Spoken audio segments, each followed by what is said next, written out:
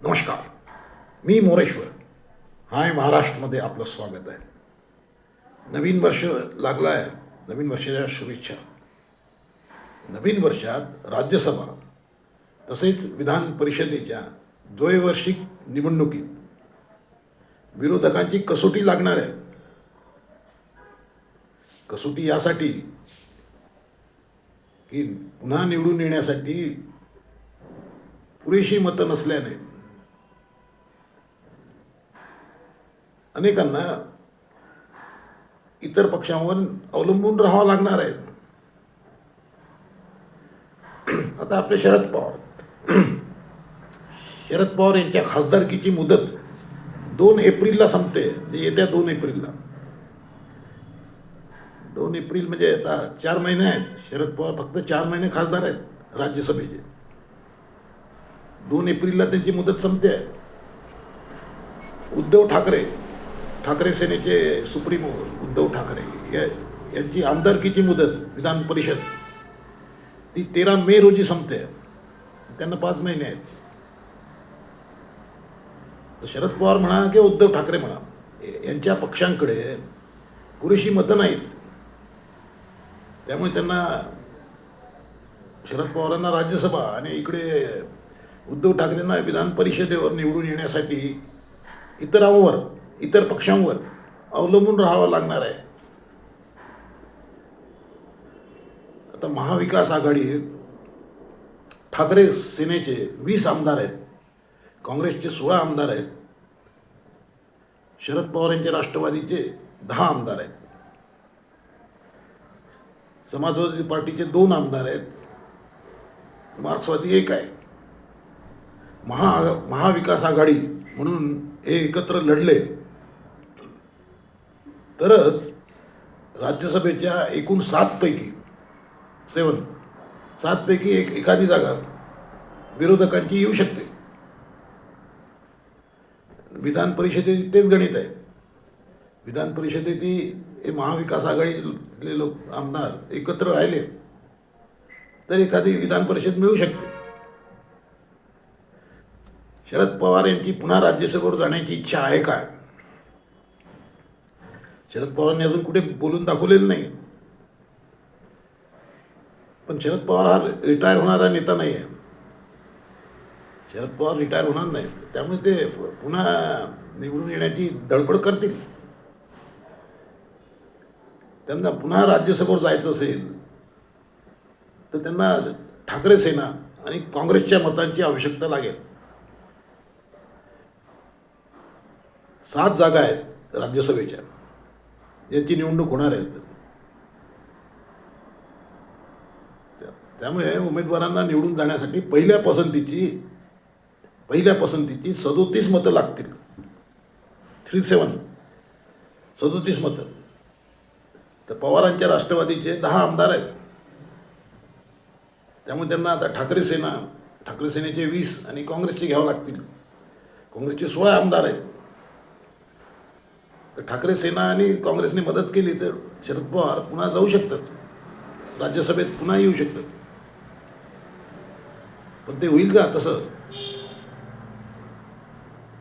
महाविकास आघाडी म्हणून हे पक्ष एकत्र राहिले तरच विरोधकांचा एक उमेदवार राज्यसभेवर निवडून येऊ शकतो. त्यामुळे आता महापालिका निवडणुका सुरू आहेत. याचे निकाल काय येतात, त्यानंतर राजकारण कसं बदलते त्याच्यावर बराच खेळ आहे. पण शरद पवार कसे असले, किती सिनियर असले, तर 85 वर्ष वय आहे त्यांचं, 85. तर या वयात त्यांना राज्यसभा पाठवायचं निर्णय महाविकास आघाडीवाले घेतील का? तर कारण इतरांच्याही त्याच्यावर नजर आहेत. म्हणजे ठाकरे सेना, काँग्रेसवाले राज्यसभेवर जायची त्यांची इच्छा आहे. परंतु प्रॉब्लेम तिथे पुन्हा संख्येचा येणार आहे. आमदार किती, कोणाचे किती. महाविकास आघाडी एक राहिली तरच एक आमदार, एक उमेदवार राज्यसभेवर जाऊ शकतो.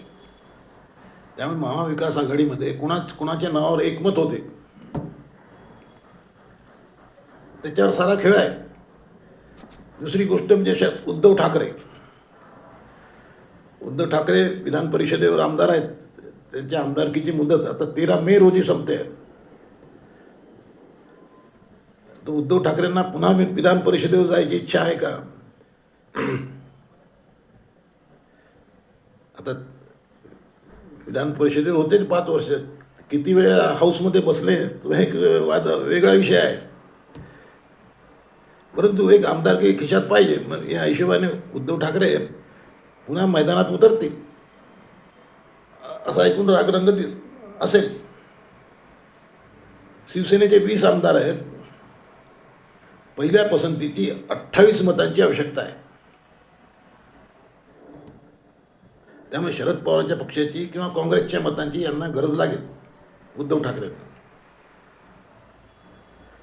पण प्रॉब्लेम त्यात रोमांच असा आहे की ही निवडणूक गुप्त मतदान पद्धतीने आहे. विधान परिषदेची निवडणूक जी होईल ती गुप्त मतदान पद्धतीने होईल. त्यामध्ये मतं फुटायची भीती असते. आपण गेल्या निवडणुकीत पाहिलं.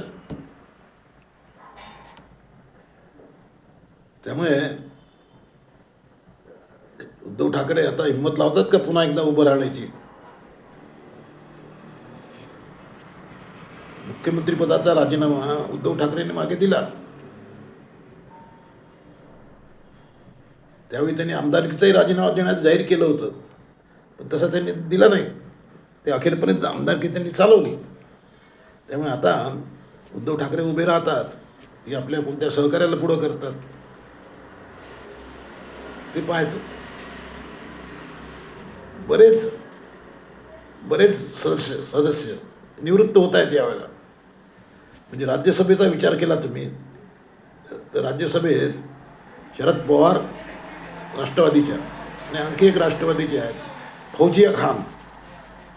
फौजिया खान या सुद्धा सेवानिवृत्त होत आहेत. नंतर भाजपमध्ये दोघं रिटायर होत आहेत. एक धैर्यशील पाटील आणि भागवत कराड. रिपब्लिकन पक्षामध्ये रामदास आठवले रिटायर होत आहेत. तर रामदास आठवलेंना पुन्हा संधी मिळते का? म्हणजे भाजप त्यांना पुन्हा चान्स देतो का ते पाहणं उत्सुकतेचं राहील. आता म्हणजे रामदास आठवले यांचा किती उपयोग आहे आता भाजपला हाही वादाचा विषय आहे. त्यामुळे ते लक्ष राहील लोकांचं की रामदास आठवले रिपीट होतात का. काँग्रेसमध्ये फक्त एक रिटायर होत आहे रजनी पाटील. आणि शिवसेना ठाकरे सेनेमध्ये एक म्हणजे प्रियंका चतुर्वेदी. हे झाले राज्यसभेतले. विधान परिषदेमध्ये उद्धव ठाकरे, नंतर उपसभापती नीलम गोऱ्हे आणि आता राष्ट्रवादीमध्ये रणजितसिंह मोहिते पाटील, संजय केनकर, भाजपमध्ये संदीप जोशी, दादा केचे, अमोल मिटकरी राष्ट्रवादीमध्ये रिटायर होत आहेत. नंतर दुसरी राष्ट्रवादीमध्ये शशिकांत शिंदे रिटायर होत आहेत आणि काँग्रेसमध्ये राजेश राठोड एवढे जण रिटायर होत आहेत. पुन्हा निवडून येण्यासाठी साऱ्यांनाच सर्कस करावी लागणार आहे. पाहूया काय होते ते, कोणाची लॉटरी लागते. तसा वेळ आहे.